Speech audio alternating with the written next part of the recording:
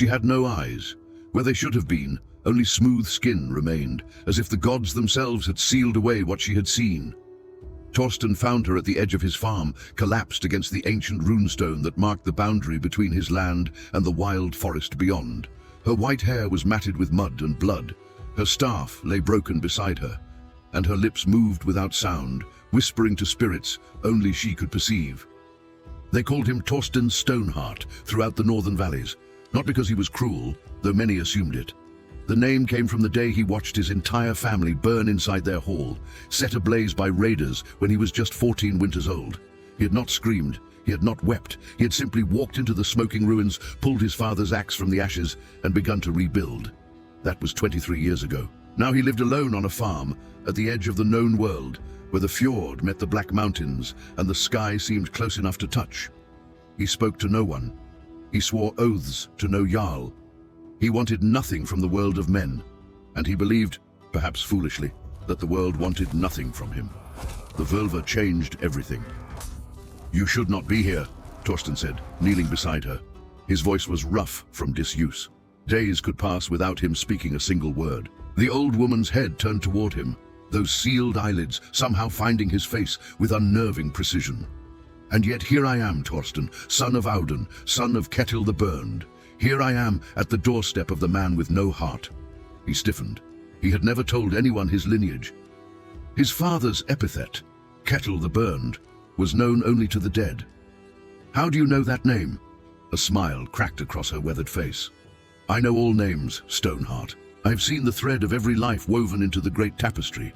I have walked the routes of Yggdrasil and drunk from wells that would drive mortal men to madness." She reached out, her fingers finding his wrist with surprising strength. "And I have seen you. I have seen what you will become. That is why I am here." "You need a healer," Torsten said, trying to pull away. "There is a village 3 days south. I need shelter." Her grip tightened. "One night. That is all I ask. One night beneath your roof, and I will be gone before the sun sets tomorrow. But know this, if you turn me away, everything you might have been will turn to ash.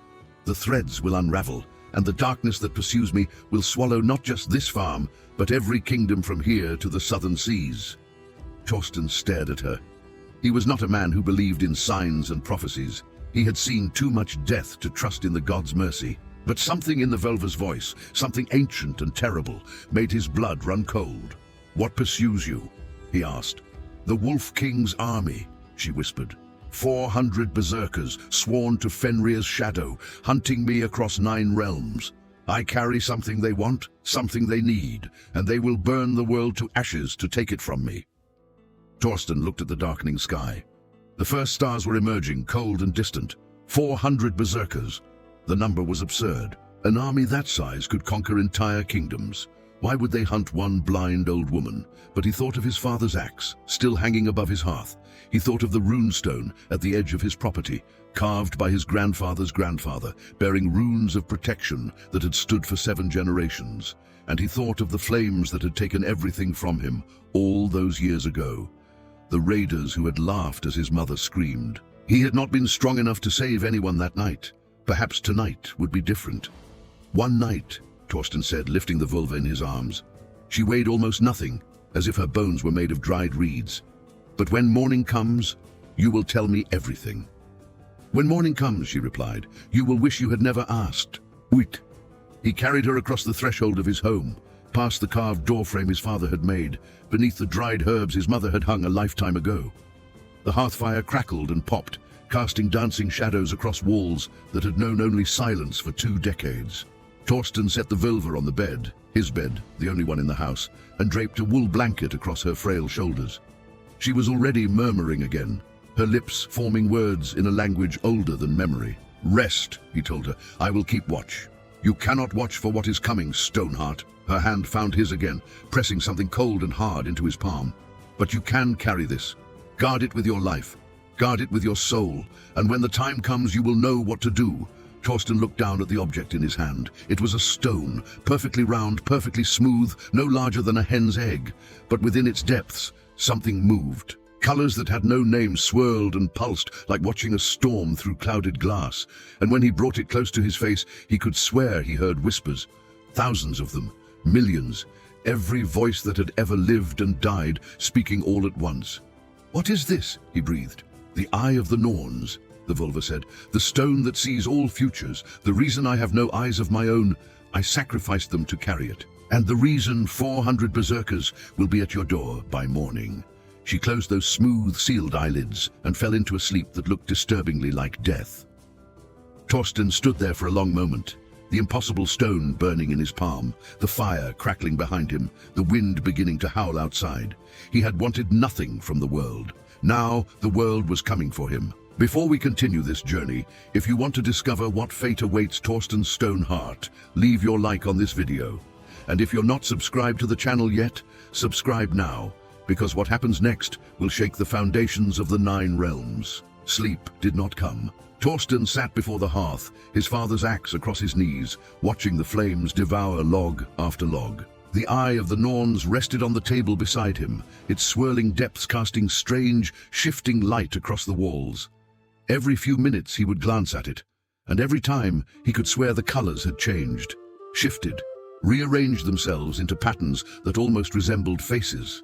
The Völva slept without movement, without breath that he could detect. Several times he rose to check if she still lived, pressing his fingers to her throat to feel the faint flutter of her pulse. Each time she remained motionless. Each time his hand came away colder than before. Outside, the wind grew teeth. It started as a whisper, the normal sounds of a northern night, trees creaking, snow settling, the distant cry of wolves in the mountains. But as the hours passed, the whispers became voices, and the voices became words. Stone heart, give us the eye. Torsten gripped his axe tighter. He was no stranger to the tricks the wind could play in these isolated lands. Loneliness bred phantoms, silence bred fears.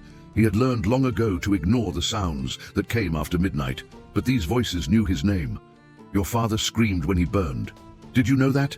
He screamed for mercy. He screamed for his son to save him, but you just stood there, didn't you? You just watched. Lies, Torsten muttered. Nothing but lies. Give us the eye and we will show you mercy. Give us the eye and your death will be quick. Refuse and we will make you watch everything you love turn to ash again. The fire in the hearth flared suddenly, violently, flames leaping high enough to lick the ceiling beams. Torsten stumbled backward, raising his arm against the heat. And in that moment of chaos, he saw something in the flames. Faces, hundreds of them, twisted, howling faces with eyes like burning coals and mouths stretched wide in eternal screams. They pressed against the boundary of the fire as if trying to break through, their hands reaching, their voices merging into a single, deafening roar.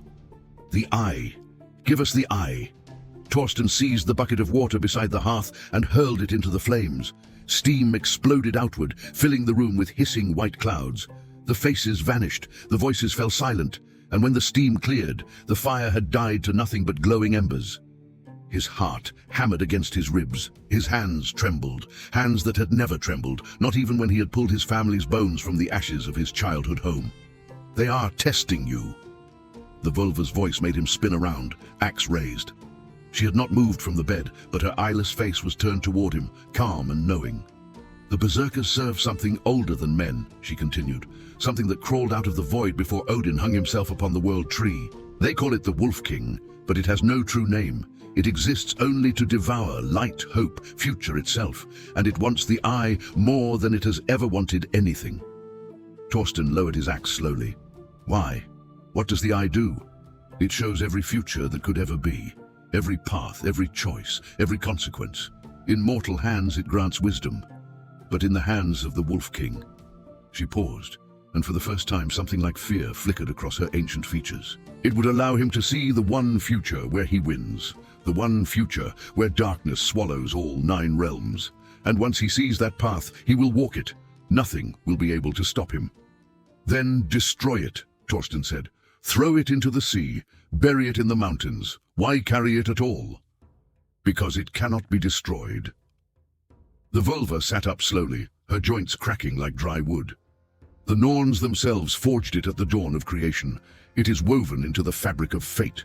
To destroy it would unravel reality itself, every thread, every life, every world that has ever existed or ever will exist. The only option is to hide it, to keep it moving, to stay one step ahead of the Wolf King until the day comes when a champion rises to face him. Torsten felt the weight of her words pressing down on him like a physical force. "And you think I am that champion?" The Völva turned her eyeless gaze toward him, and somehow, impossibly, he felt seen more deeply than he had ever been seen before.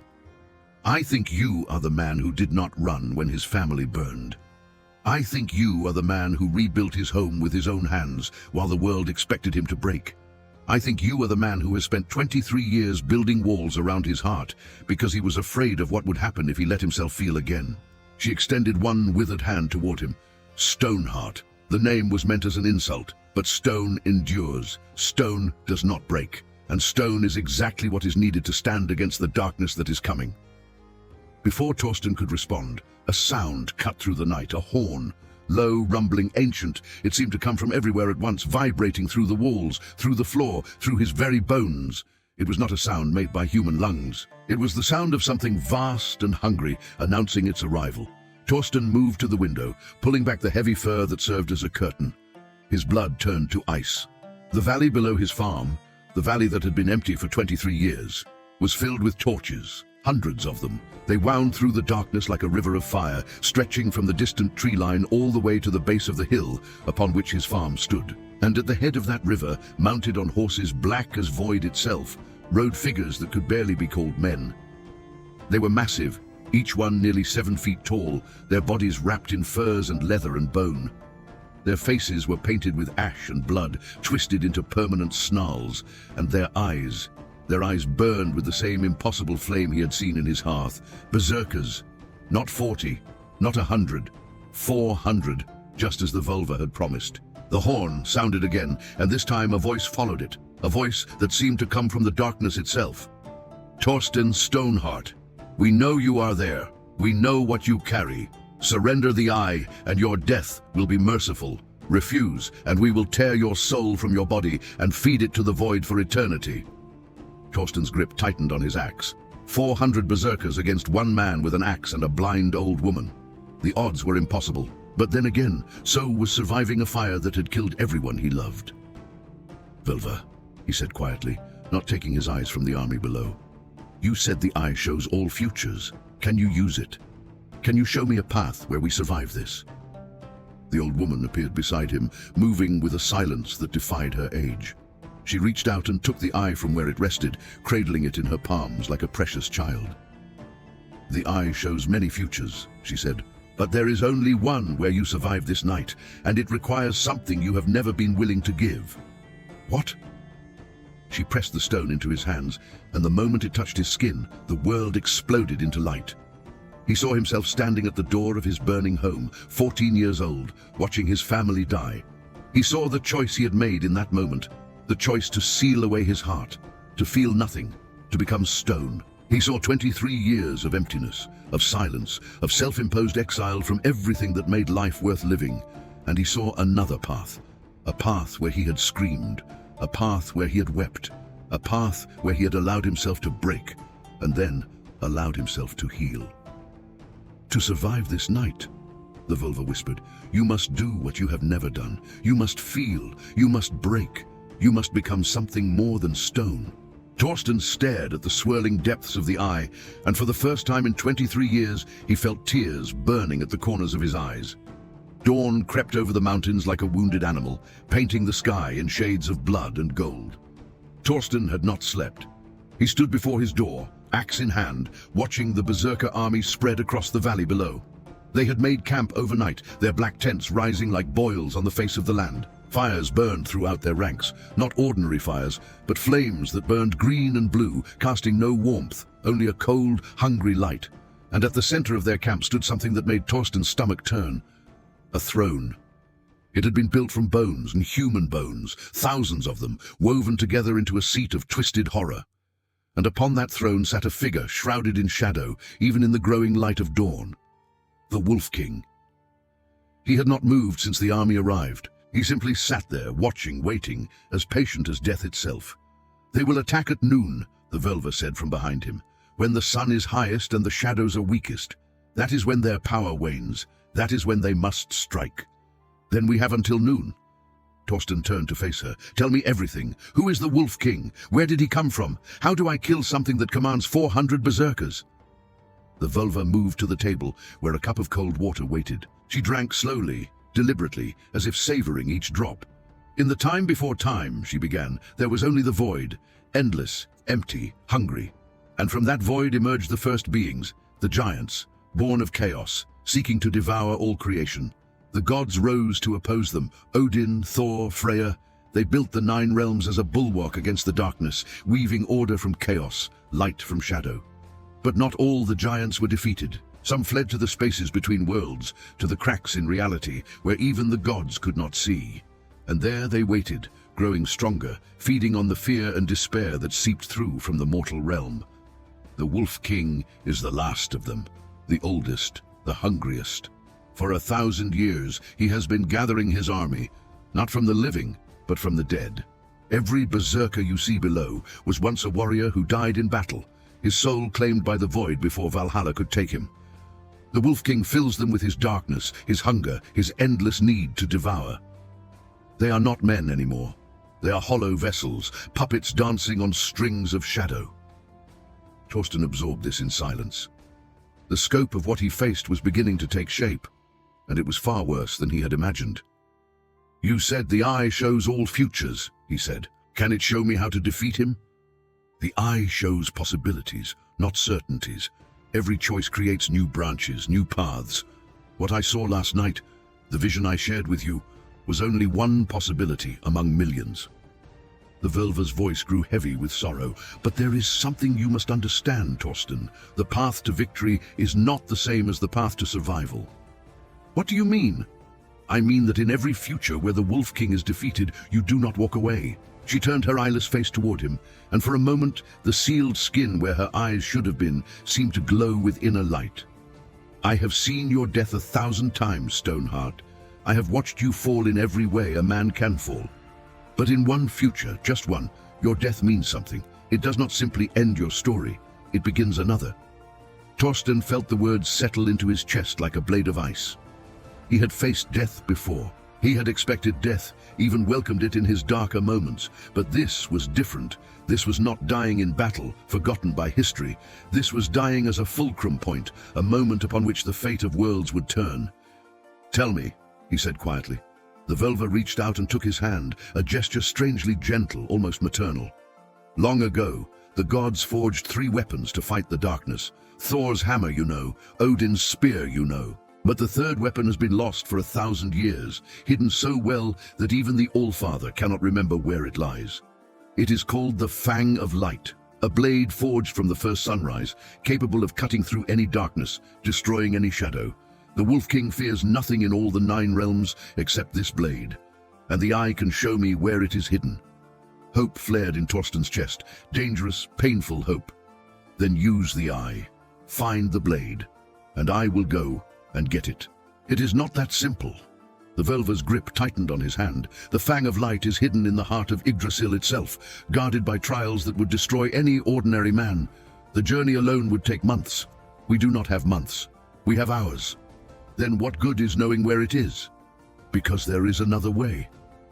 The Völva released his hand and walked to the window, gazing out at the army below with eyes that could not see, but somehow still perceived. The eye does not only show futures, it can also shape them, bend them. With enough will, enough sacrifice, it can reach across time and space to bring something from one place to another. Torsten understood. "You can bring the blade here. I can try. But the cost is enormous. The eye requires payment, life force, soul essence, the very fabric of being. I have already given my eyes. I have already given 40 years of my life. To bring the Fang of Light to this place, in this moment, I would have to give everything I have left. You would die. I would cease to exist entirely. No Valhalla, no hell, no rebirth. My thread would simply end, unraveled from the tapestry, as if I had never been woven in at all." Torsten stared at her. This ancient woman who had appeared at his doorstep less than a day ago, who had upended his entire world with her presence. She was offering to sacrifice not just her life, but her very existence. For him, for the world, for a future she would never see. "Why?" he asked, his voice rough. "Why would you do this for me?" The Völva smiled, a real smile, warm and sad and beautiful in its weariness. Because I have seen 10,000 futures, Torsten Stoneheart. I have watched kingdoms rise and fall. I have witnessed the birth of gods and the death of stars. And in all those visions, in all those infinite possibilities, I have never seen a soul quite like yours. She reached up and touched his face, the first gentle touch he had felt in 23 years. You think your stone heart makes you less than human.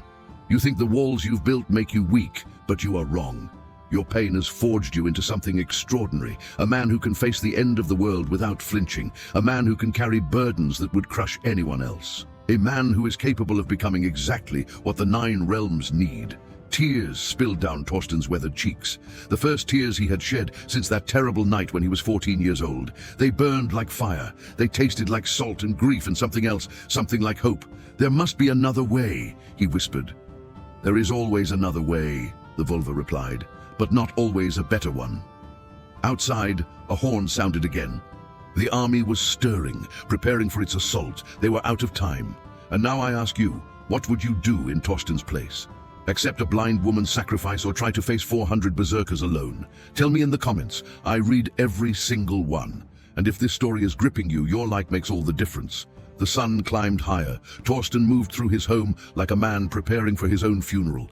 He sharpened his father's axe until the blade could split a hair. He donned the old leather armor that had hung unworn for 2 decades, armor his father had made for him when he was just a boy, armor that somehow still fit his hardened frame.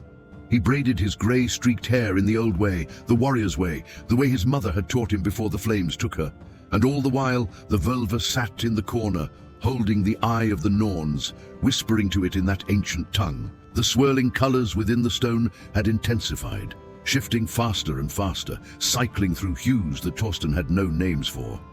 The whispers emanating from it had grown louder too, no longer the distant murmur of countless voices, but a rising tide of sound that seemed to press against the walls of reality itself. It is almost time, the Völva said. Her voice had grown thin, faded, like parchment left too long in the sun. The eye is ready. The path is open. But there is one more thing you must know before I go. Torsten knelt beside her, taking her withered hands in his own. Hands that had built this house. Hands that had buried his family. Hands that were about to hold a weapon forged from the first sunrise. Tell me, when the Fang of Light comes to you, it will not be a simple blade. It will carry the weight of dawn itself, all the hope, all the promise, all the fierce defiance of light against darkness. That power will flow through you. It will burn away everything that is not essential, everything that does not serve the light. My walls, Torsten said quietly, my stone heart. Yes, to wield the Fang, you must become something new, something raw and open and terribly vulnerable. The very thing you have spent 23 years avoiding. Torsten closed his eyes. He thought of his father's face, laughing over supper, his mother's hands, braiding his hair, his baby sister's first steps, her delighted squeals as she tottered across the floor of their home. Memories he had locked away so deep that he had almost forgotten they existed.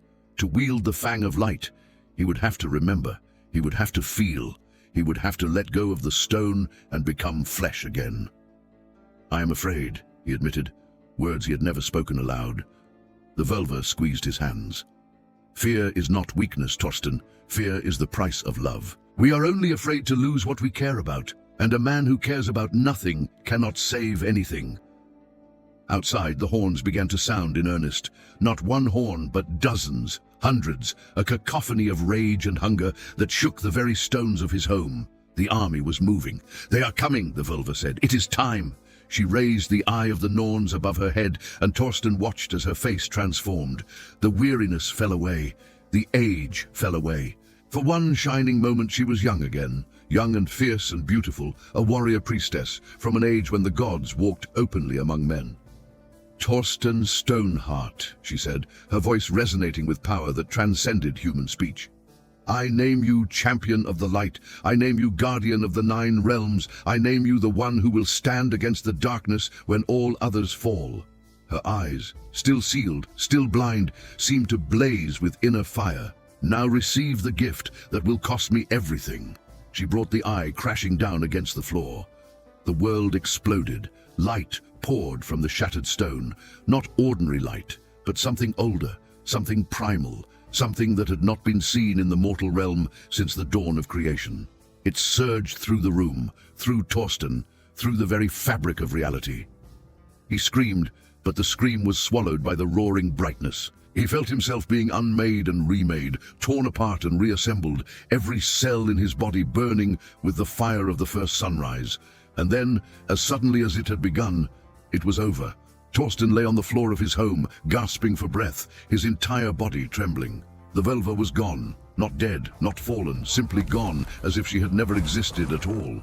Where she had been, there was only empty air and a fading warmth, like the last heat of a sunset. But in his hands, he held something new, the Fang of Light. It was not a sword, not exactly. It was a blade made of concentrated dawn, shifting and shimmering, casting rays of gold and rose and amber across every surface it touched. When Torsten gripped its hilt, he felt warmth flood through him, warmth and strength and a fierce, defiant joy that he had not felt since childhood. He also felt everything else. The grief he had locked away for 23 years came rushing back, a tsunami of emotion that would have drowned him if he had faced it alone. His father's screams, his mother's pleas, his sister's tiny hand reaching through the flames, every memory, every loss, every moment of agony he had refused to feel. It all came crashing through the walls he had built, shattering his stone heart into a million pieces. And Torsten wept. He wept as he had not wept since he was a boy. He wept for his family, for his lost life, for the Völva who had given everything so that he might have this chance. He wept for the man he had been and the man he was becoming. But even as the tears fell, he rose. Because outside, 400 berserkers were charging up the hill toward his home, and somewhere beyond them, seated upon his throne of bones, the Wolf King was watching. Torsten walked to the door of his home, the home his father had built, the home his mother had filled with warmth, the home he had rebuilt alone from the ashes of his childhood. He gripped the Fang of Light in both hands. He drew a deep breath, and then he kicked the door open and walked out to face the end of the world. The berserkers were halfway up the hill when they saw him. They faltered, their charge breaking for just a moment as the light from his blade washed over them. Several of them screamed, genuine screams of pain, as if the light itself was burning them. Good. "Wolf King!" Torsten roared, his voice carrying across the valley with impossible force. "I am Torsten Stoneheart, last of the line of Ketil, champion of the light. Your Völva is beyond your reach, your eye is destroyed, and your army will break upon me like waves upon a cliff." For a long moment, there was silence. Then, from the throne of bones far below, a laugh began to rise. Low at first, barely more than a rumble, it grew until it filled the entire valley, a sound like mountains collapsing, like the earth itself splitting open. The Wolf King stood. He was enormous, easily twice the height of his largest berserker, his body shrouded in shadows that moved and writhed like living things. His eyes burned with the same cold fire that animated his army. And when he spoke, his voice seemed to come from everywhere at once. "Little champion, little flame, you think one sword can stand against the void itself? I think one man can try," Torsten replied, "and that is enough." The Wolf King raised one massive hand, and the berserkers resumed their charge. 400 monsters, hungry for blood, racing up the hill toward a single farmer with a sword of light. Torsten set his feet, raised his blade, and smiled for the first time in 23 years. Today was a good day to die. The first berserker died before he even understood what had happened. The Fang of Light moved in Torsten's hands like an extension of his soul, cutting through shadow-corrupted flesh as if it were morning mist. The creature had no time to scream. One moment it was charging, all rage and hunger and impossible strength. The next, it was simply gone, not slain but unmade, its darkness scattered by the blade's radiance. The second berserker lasted a fraction longer. It swung a massive war axe at Torsten's head, a blow that would have split an ordinary man in two. But Torsten was no longer ordinary. The light flowing through him had awakened something ancient in his blood, some dormant inheritance from a time when mortals and gods had walked side by side. He moved with supernatural speed, sidestepping the blow, bringing the Fang up in a blazing arc that carved the berserker from hip to shoulder. Light exploded from the wound, consuming the creature's darkness from within. It fell, and where it landed, the grass began to grow green and vital, the first new growth this valley had seen since the Wolf King's army arrived. 3, 4, 5, 6. Torsten became a whirlwind of destruction, the Fang of Light leaving trails of gold and rose in the air as it danced from enemy to enemy. For every berserker that fell, the light seemed to grow stronger, feeding on the released darkness, transforming corruption into radiance. The creatures that had seemed so terrifying in the night were revealed in the blade's glow to be hollow things, empty shells filled with borrowed malice. And one by one, they fell before the dawn. But there were 400 of them, and Torsten was one man. By the time he had cut down 30, his arms were burning. By 50, his movements had slowed. By 70, he was fighting on pure will alone, his body screaming for rest that would not come. The Fang of Light never dimmed, but Torsten was not the blade. He was the vessel, and the vessel was breaking. A warhammer caught him in the ribs, sending him tumbling down the hillside. He tasted blood. He felt bones crack. The world spun around him in a kaleidoscope of darkness and light. "Get up," something whispered in his mind. The Völva's voice, or perhaps just his own desperate hope. "Get up, Stoneheart. The dawn is not finished." Torsten planted the fang in the earth and dragged himself upright. The Berserkers had paused their assault, forming a ring around him, their burning eyes watching with something that might have been wariness. Respect, even. The creatures of the void recognized a worthy enemy. Beyond them, the Wolf King had risen from his throne. He was moving up the hillside now, his massive form casting a shadow that seemed to swallow all light, even the light of the rising sun. "You fight well," the Wolf King said, his voice vibrating through Torsten's chest. "Better than any mortal I have faced in 1,000 years, but it is not enough. It will never be enough. The void is eternal. The darkness is endless. And you are just one man." Torsten spat blood onto the ground. "One man who has already killed 70 of your soldiers. One man who will kill 70 more before I fall. And then what? Your body will fail. Your light will fade. And I will take the fang for myself, adding its power to my own." The Wolf King laughed, a sound like grinding glaciers. "You cannot win, Stoneheart. You never could." Torsten looked at the army surrounding him, still over 300 strong, even after his desperate assault. He looked at the Wolf King towering above them all, a darkness given form and purpose. He looked at the Fang of Light in his hands, its glow beginning to flicker as his strength faded. The Völva had said there was one future where his death meant something. She had also said it was not the same as survival. Torsten understood now. "You are right," he said quietly. "I cannot kill you all. I cannot defeat the void. I am just one man." The Wolf King smiled, a terrible expression on his shadow-wreathed face. "Then surrender, give me the blade, and I will make your end swift." "No," Torsten said. "I do not think I will." He raised the Fang of Light above his head, not to strike but to offer. He opened his heart, the heart he had kept sealed for 23 years, and let all his pain, all his grief, all his love flow into the blade.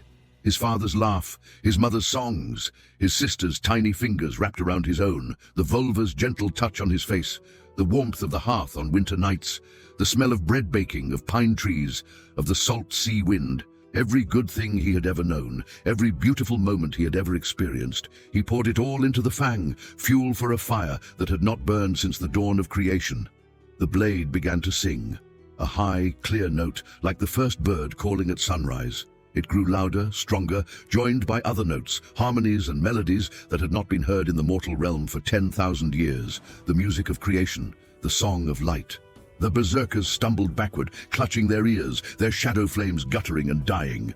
The Wolf King roared in rage and pain, throwing up his arms to shield his burning eyes, and the light, the impossible, beautiful, devastating light, exploded outward from the fang in a sphere of pure radiance. Torsten felt himself being unmade. He felt his body burn away, transformed into light and energy, and something that had no name in any mortal tongue. He felt his consciousness expanding, touching the minds of every creature within 100 miles. Deer in the forest, fish in the fjord, birds in the sky, even the distant villagers he had never bothered to meet. And he felt the darkness die. The Berserkers did not fall. They simply ceased to exist, their shadow forms unable to withstand the concentrated power of dawn. 300 creatures, unmade in a single heartbeat. Where they had stood, only flowers remained, wildflowers of every color, blooming impossibly in the winter snow. The Wolf King howled. It was not a sound of rage anymore. It was a sound of fear, perhaps the first fear he had felt in 1,000 years. The light was burning him, eating through his shadowy form, revealing something small and withered beneath.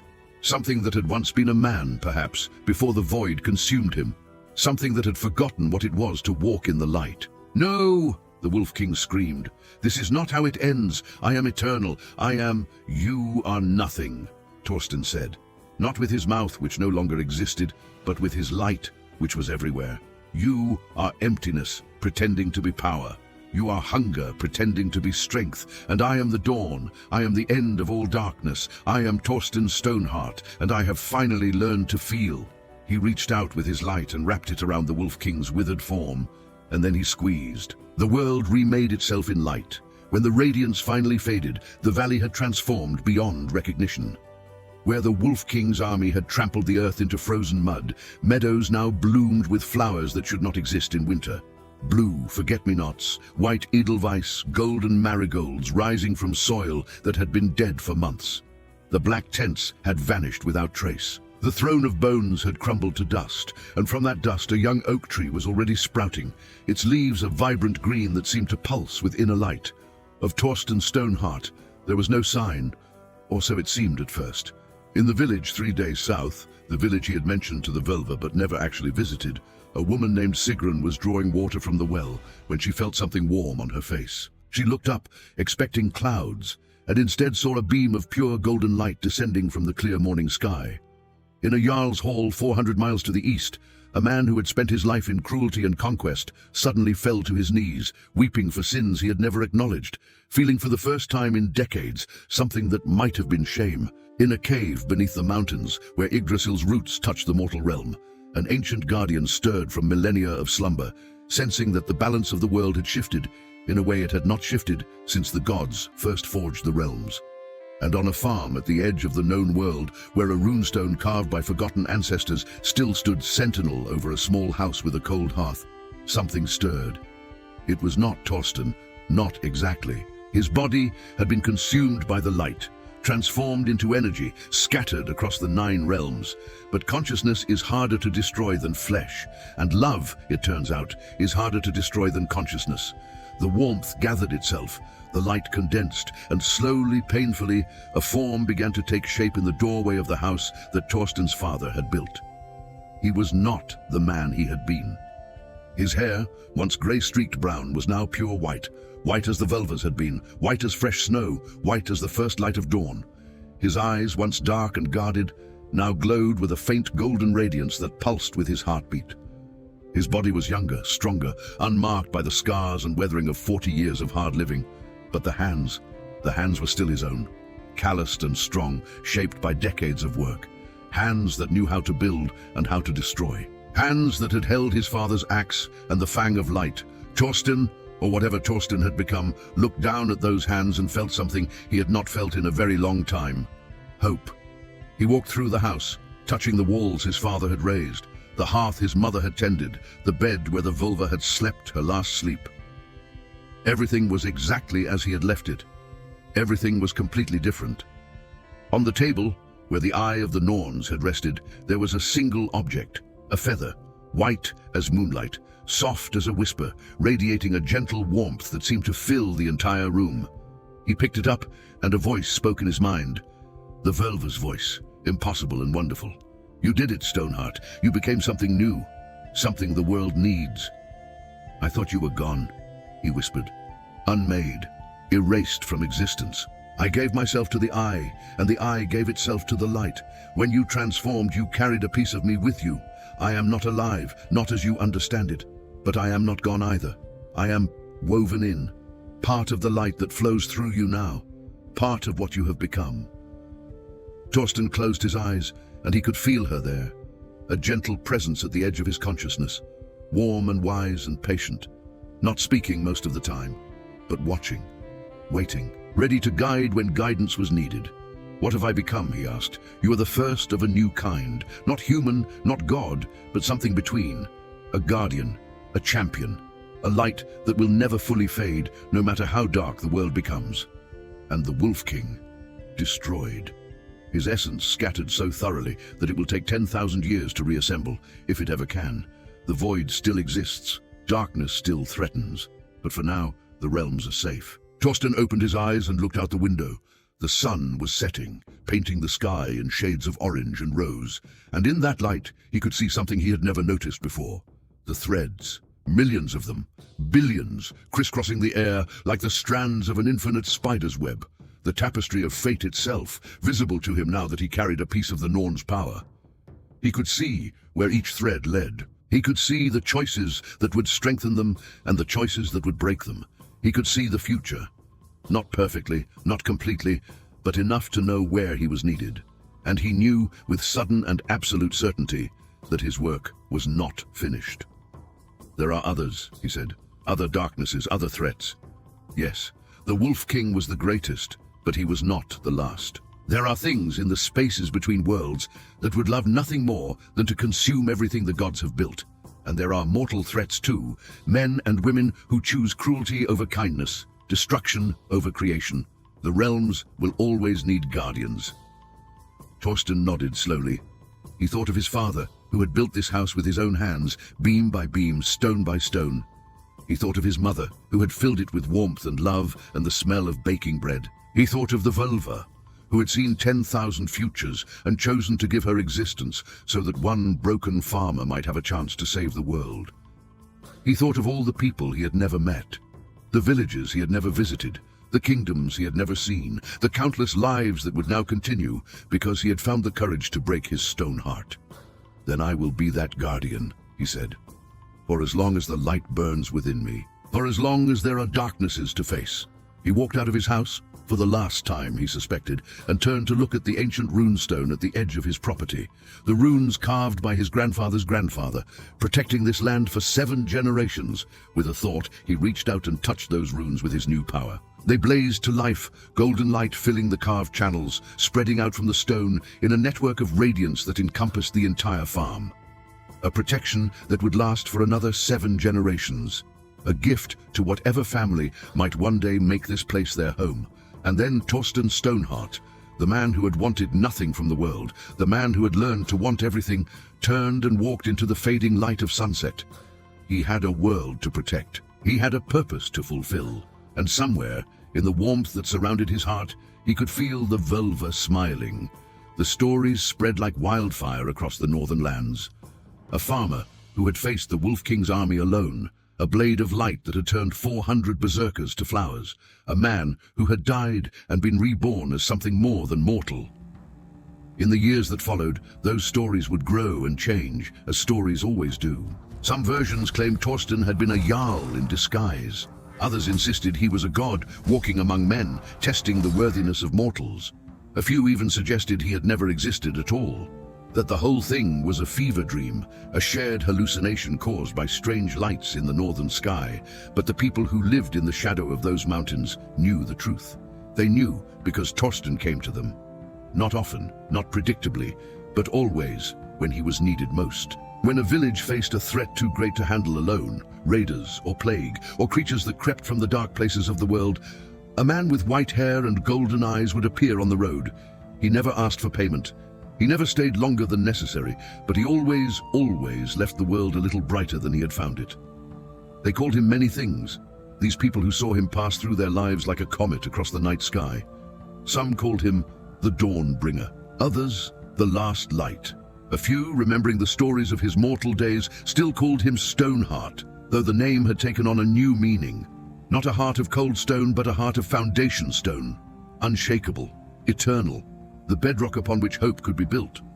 Torsten himself preferred a simpler name, just Torsten. 20 years after the battle that had transformed him, he stood on a cliff overlooking the sea and watched the sun set over the western horizon. His body had not aged a day since his rebirth. His eyes still glowed with that faint golden light, and the Völva's presence still warmed the edges of his consciousness, a companion who would never leave him. "You are thinking about them again," she observed. "Your family." "Always," Torsten admitted. "Some things don't change, no matter how much else does." Does it still hurt? He considered the question carefully. The grief was still there, would always be there, he suspected. But it was different now. Not a wound that festered, but a scar that reminded him of what he had survived, what he had become. "Yes," he said finally. "But it is a pain I have learned to carry, a pain that reminds me why I fight." That is wisdom, Stoneheart, hard-won and precious. Torsten smiled, something that came easily to him now after 20 years of practice. I had a good teacher.